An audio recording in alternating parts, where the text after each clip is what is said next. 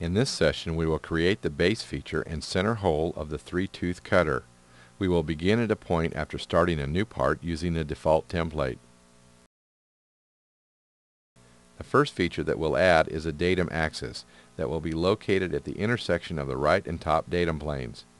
We will first select both of these planes by holding down the Control key so that multiple items can be selected. And then click on the Datum Axis tool icon. As we can see, a new axis, A1, has been created. We will now create a new datum plane that goes through the A1 axis and is at an angle to the right datum plane. But this time we will select the command icon before we select the graphical objects. Therefore, we will start by clicking the mouse while it is positioned away from any object in order to make sure that nothing is selected. Then we'll click on the datum plane tool icon. Now we will click on the A1 axis. As you can see, the new datum plane is shown in preview mode, and the A1 axis is listed in the datum plane dialog window with the constraint of through. We will now hold down the Control key and then select the right datum plane. Next, we double-click on the angle and set it to 60. And then click on the OK button of the datum plane dialog window. In order to illustrate how our new datum plane can be modified, we will now double-click on this new DTM1 datum plane, followed by double-clicking on the 60-degree angle. We will now key in a value of 30, followed by selecting the Regenerate icon. We will now begin the process of creating the base feature of the cutter.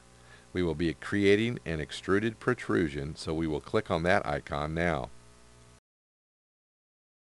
In the dashboard, we will set the depth specification so that the extrusion occurs on both sides of the sketch plane and the depth is set to 2 units. And then click on Placement and Define, followed by clicking on the front datum plane in order to define it as our sketch plane. Now we will click on the Sketch button to enter Sketcher. In order to add our new datum plane as a reference, we will now click on the datum plane and then close the References window. Next, we'll click the right mouse button and select the Circle option. Now we will sketch the circle shown here that is centered at the intersection of our references, and then set its diameter to 8 units. While the circle is selected, we will click the right mouse button and change the circle to a construction circle. Next, we will sketch the circle shown here, and then set its diameter to 12. We will now sketch a second solid circle that is the same size as the first circle, which can be seen in the sketch by the R1 symbol. Finally, we'll sketch a third circle whose center is directly under the circle that we just created. Notice that Pro E will help us snap to this position. And then we'll move the mouse outward until we see the R1 symbol again. We'll now select each of these circles that we just created and then click the right mouse button and convert them to construction circles. We'll now select the Create Arc by 3-point icon and then sketch the 3 arcs shown here.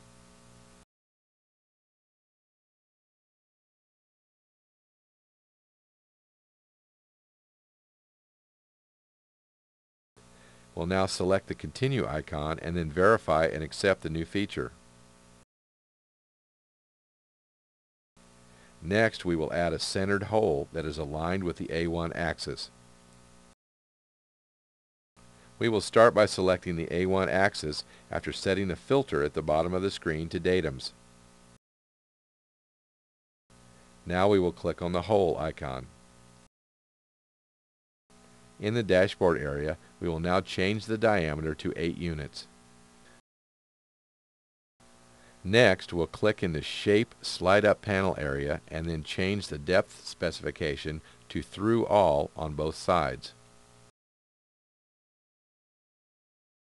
Finally, we will verify and accept the hole.